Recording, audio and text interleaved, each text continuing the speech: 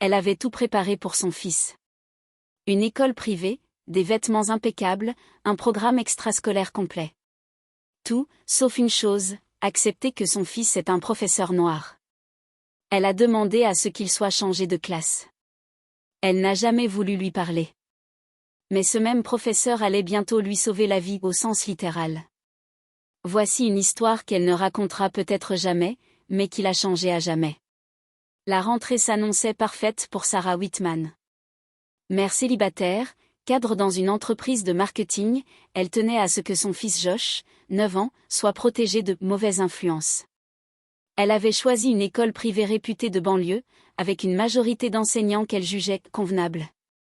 Mais lorsqu'elle découvre que son fils a été affecté à la classe de Monsieur Diallo, un enseignant noir d'origine sénégalaise, elle réagit froidement. Je préférerais qu'il soit dans une autre classe, pour des raisons personnelles, dit-elle poliment mais fermement à la direction. On lui répond que Monsieur Diallo est l'un des meilleurs professeurs de l'école, très respecté par ses collègues et adoré des élèves. Elle insiste. Mais faute de place, la direction refuse. Sarah est contrariée, mais accepte à contre-cœur. Elle refuse les réunions de parents, n'échange aucun mot avec l'enseignant, et dit à Josh de « rester poli, mais discret, avec lui ». Monsieur Diallo est passionné, calme, exigeant mais profondément bienveillant. Il remarque que Josh est intelligent, mais un peu distant. Il ne s'en offusque pas. Il sait que certains parents nourrissent des préjugés. Il en a vu d'autres. Peu à peu, Josh commence à apprécier ses cours, à lui poser des questions, à rentrer à la maison avec des étoiles dans les yeux. Sarah, elle, reste figée dans ses convictions. Elle refuse encore de lui adresser la parole, même après les bulletins positifs. Un jour, Josh lui dit « Tu sais maman, Monsieur Diallo c'est mon prof préféré. » Elle ne répond pas. Elle change de sujet. Un jeudi soir, vers 18h, Sarah quitte le bureau plus tard que prévu. Elle prend la route, épuisée, stressée, sans voir que le feu est orange clignotant à l'intersection. Une moto surgit. Elle est projetée contre le volant. La portière est bloquée.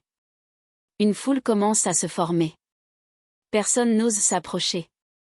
Elle perd conscience, doucement, piégée par la douleur et la panique. Mais une voix calme surgit. « Je suis formée au premier secours, laissez-moi faire. » L'homme ouvre la portière côté passager, en force.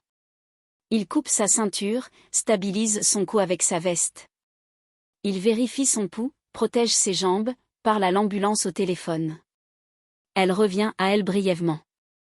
Elle voit un visage familier. C'est Monsieur Diallo. Son expression est calme, concentrée, rassurante. Il est là, en train de la sauver. Pas parce qu'il la connaît. Pas parce qu'il le doit. Mais parce que c'est ce qu'il fait. Parce que c'est qui il est. À l'hôpital, on lui apprend que l'homme qui l'a sauvée est le professeur de son fils. Elle est sidérée. Honteuse. Elle repense à ses mots. À ses refus. À son silence. Elle repense à Josh, à ses dessins, à ses compliments pour son prof. Le lendemain, elle demande à voir Monsieur Diallo. Quand il entre dans la chambre, elle murmure. « Je vous dois des excuses. Et ma vie. » Il sourit, simplement. « Je n'ai fait que ce que n'importe qui aurait fait. » Josh est un garçon formidable. Depuis ce jour, Sarah n'est plus la même. Elle assiste à toutes les réunions parents-prof. Elle écoute son fils parler de ses rêves, de ses cours. Elle dit bonjour à tous les enseignants, sans distinction. Un jour, Josh lui demande. « Maman, tu crois que je peux devenir prof, moi aussi? Comme Monsieur Diallo ?» Elle le regarde. « Tu peux devenir tout ce que tu veux, mon cœur. Et j'espère que tu seras comme lui. » Les préjugés ne tombent pas toujours avec des mots. Parfois, il faut un acte. Une main tendue. Une vie sauvée.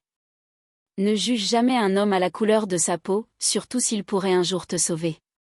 Si cette histoire t'a touché, abonne-toi à Au-delà des apparences pour découvrir d'autres récits qui remettent en question ce que l'on croit savoir sur les gens.